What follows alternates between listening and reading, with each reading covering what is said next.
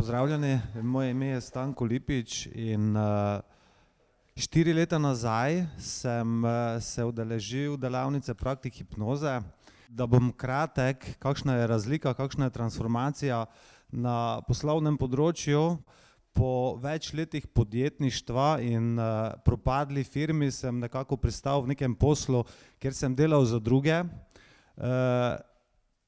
Ta zlom firme oziroma ta neuspeh je vplival na mojo samozavest. Jaz si nisem predstavljal 4 leta nazaj, da bi lahko stal pred skupino, delil svojo zgodbo. In takrat, ko sem res dobesedno škrabal, če uporabim ta prekmurski izraz, tiste evre, da sem šel na Aleksandrovo delavnico, se udeležil te delavnice, končal praktika hipnoze, takrat sem jaz imel urno postavko 5 evrov. Danes je moja urna postavka od 150 do 250 evrov, odvisno od tega, kaj počnem. Ukvarjam se s hipnozo, ukvarjam se s tem, da pomagam ljudem dosegati cilje. In skozi vsa ta 4 leta, ne glede na to, katere preboje sem delal, ne glede na to, na katerem področju sem želel napredovati, pa naj bo to na področju osebne rasti, naj bo to na področju kariere, naj bo to na osebnem področju, naj bo to na področju partnerstva, jaz sem vedno uporabljal samo hipnozo. Najprej seveda skozi zgoščenke, ki sem jih poslušal, potem skozi znanje, ki sem ga dobil na praktiko hipnoze.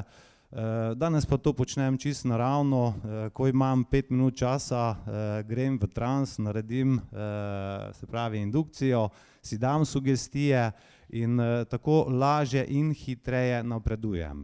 Jaz sem zelo hitro v življenju dosegal ene uspehe, tudi hitro se poročil pri 21 že, pri 23 sem zgradil hišo, pri 25 sem imel firmo in potem čez 2 leti praktično izgubil vse.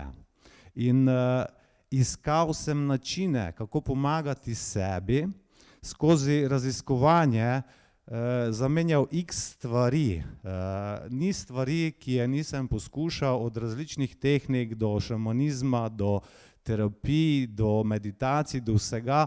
In ravno hipnoza je bila tista, ki je dejansko naredila tisto spremembo, da sem pričel osebnostno rasti. Kar se je potem tudi nadaljevalo na poslovno rast in danes počnem to, kar me osrečuje, danes počnem to, kar sem sanjal že kot otrok. Namreč pomagam ljudem, pomagam jim dosegati cilje in seveda ob njihovih uspehih tudi sam osebnostno še naprej rastem.